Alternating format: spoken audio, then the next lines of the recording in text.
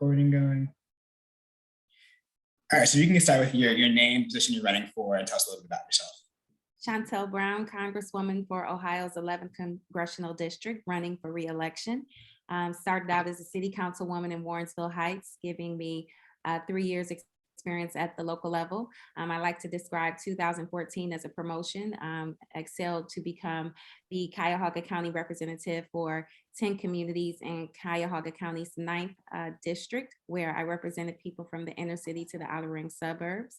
Was proud to pass legislation to declare racism as a public health crisis, help students get free Wi-Fi hotspots during the height of the pandemic, and was proud to initiate the improvements to our emergency platform, which included making sure that the people who are deaf or hard of hearing had access to 911 by implementing the text 911 messaging service for emergencies. And so that not only helped the deaf population, but also helped people in hostage situations who weren't able to call 911, but were able to text. Since then, I have become a proud member of Congress, now having the privilege of serving about 146 days, but who's counting, right? And in that 146 days, I'm proud to say on my second day, was able to cast my ballot to pass the largest historic investment in generations towards infrastructure, known as the bipartisan infrastructure law, which is delivering $1.8 billion to repair roads, which is, naturally will generate jobs, 96.7 million to repair our bridges.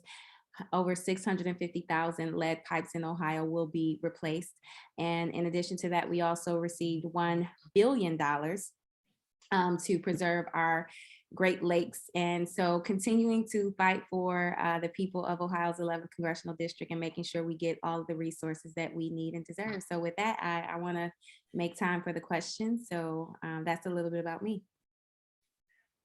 If reelected, what will you do to increase homeownership in areas that have historically suffered from disinvestment and redlining? Oh, excellent question. So one of the things that we passed out of the House was the Build Back Better package. And we talk about it in a lofty way, but Build Back Better actually had funds specifically for that very purpose. So as a proud member also of the Congressional Black Caucus, affectionately known as the Conscience of the Congress, we continue to fight for that every day.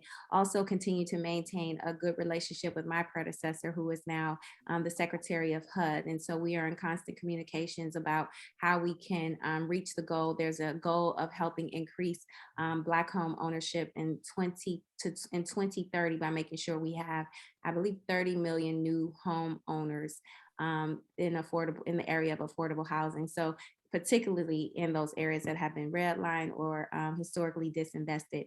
And so those are the things that we do on a regular basis here in Congress, that we continue to work towards those goals. And the challenge is that you need 217 people on the House side to agree with you. And in some instances, you need 60 on the Senate side. So we've done our part on the House, and now we are awaiting the Senate to send us back their amendments. But we think that that is something that we can certainly tackle within this administration's term. Ohio currently ranks third out of all 50 states in terms of human trafficking cases. What kind of support would you give for women who have been human trafficked, and how would you go about accomplishing that?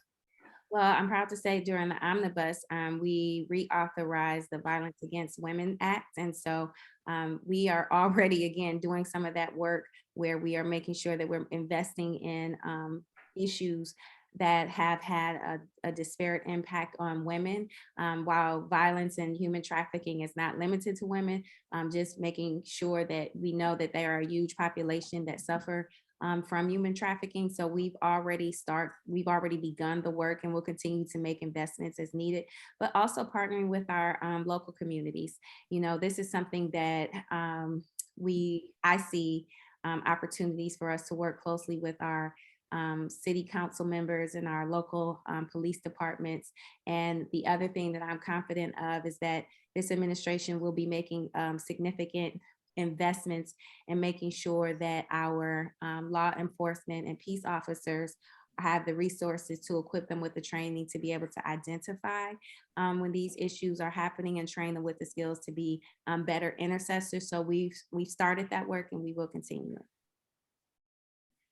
With Northeast Ohio being one of the world's healthcare capitals, what will you do to reduce health disparities across the district?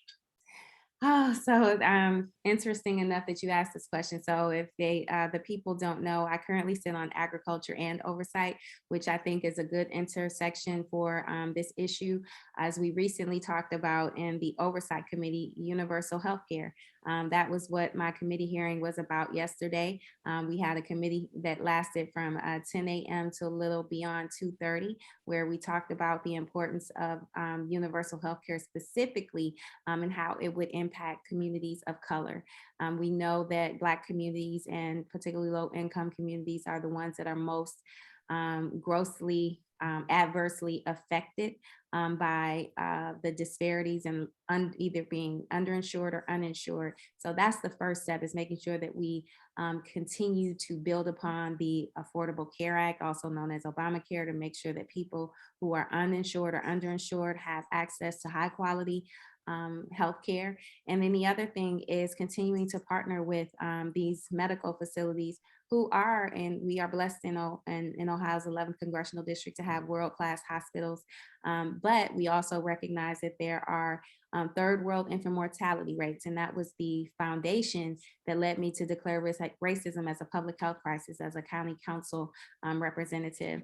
So I'm still continuing to do that work as I formulate relationships and continue to develop relationships with members in the CVC and beyond, as well as my colleagues on the other side of the aisle, hoping that I can bring them along so that we can continue to make the investments necessary to ensure that communities of color, more specifically Black communities, are getting investments.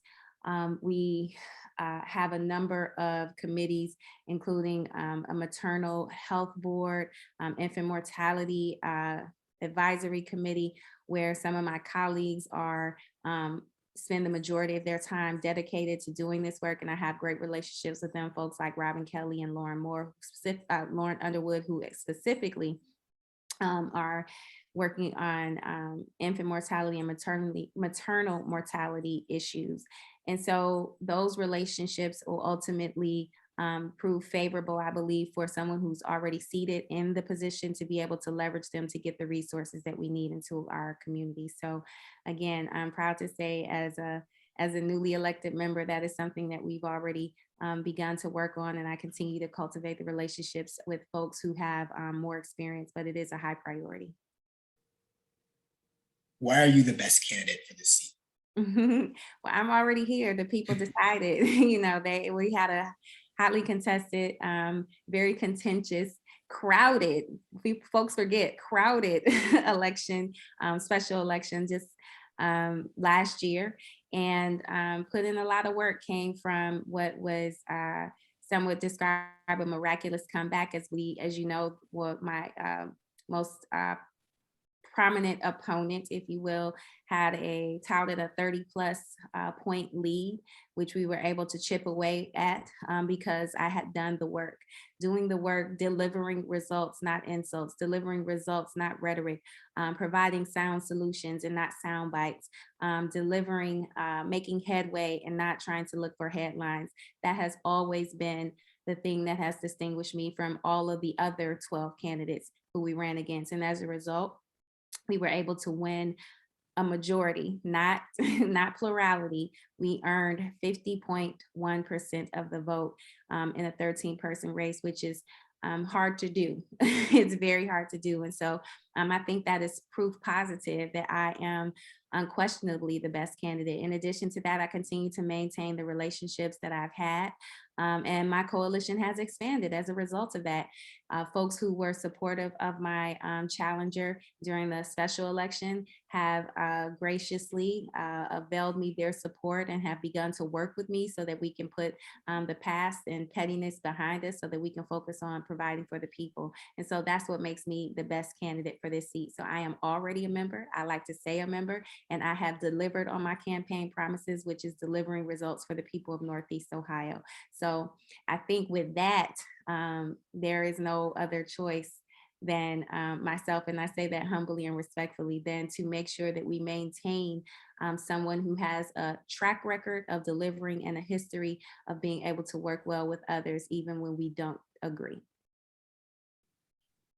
Please tell us about a time you worked with someone you did not agree with to accomplish a task. So I had the unique privilege of being on county council, where we have folks that represent the other side of the aisle, and where there have been disagreements around contract awards. Specifically, was a big area of contention, particularly after we started working on declaring racism as a public health crisis. There were some folks both on the administration and the council who just wanted to move forward with awarding contracts to majority companies and not giving minority companies their opportunity, to me, to be able to do some work that did not require excessive bonds and deep pockets, if you will. And so after a little bit of back and forth, but in a respectful way, I was able to have folks who didn't initially agree with me agree to reevaluate how we were scoring contracts and how we should move forward with them. Here at in the halls of Congress, it is sometimes seemingly very polarizing, but we have been able to find some folks right now who we've been able to form allyship, if you will. For an example, I had the unique privilege of being sworn in with Mike Carey in Ohio's 15th district, Republican, but one who has committed to me to setting aside some of the partisan politics in hopes of changing the culture so that we can maybe lead the way in showing that you don't necessarily have to sit on the same side of the aisle to get things done. Most recently, he was one of two folks on the other side of the aisle who supported the passage of the Crown Act. And the Crown Act, for those who don't know, is essentially banning hair discrimination. As a white Republican man, to have been able to get him on our side to cast a positive vote, an affirmative vote for that legislation, is pretty somewhat remarkable. The only other person who the Ohio delegation on the Republican side was Anthony Gonzalez, and he's leaving, so it didn't hurt him. So I continue to try to work to build quality relationships so that we can deliver for our people, and that to me is more important than personality or differences. So just being able to set those things aside so that we can evaluate the facts, which to me, the hair discrimination is a fact. And I was able to get Mr. Carey to understand our perspective and support that legislation. All right, and then our final question of the night. What is your opinion of police oversight by members of a community? Well, that's a delicate and unique situation. I think that our citizens should have some responsibility and some oversight authority. I think when you have a democracy, that is hearing the voice of the people, right? Yes, we have a representative democracy. So you elect members to that you believe share or most align with your principles, values, and ideologies.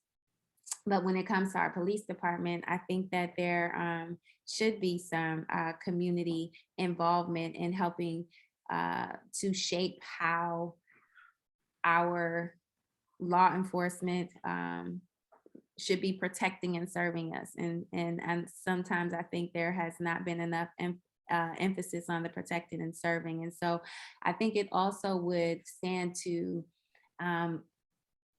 promote a healthier relationship in the community when you have community oversight, and that gives both the law enforcement an opportunity to communicate with people in the neighborhood and for them to kind of be ambassadors, if you will, and vice versa for the the people in the community to be able to communicate with the law enforcement what the feeling of the community is. And so leveraging those relationships so that we can get better outcomes is what I'm all about. So I don't disagree with it. I think that it certainly has its place in our government. So appreciate your time this evening, and we'll be making a decision this week and get back to folks early next week. All right. All right. Thank you so much. Have a good evening. You as well. Okay. Bye-bye.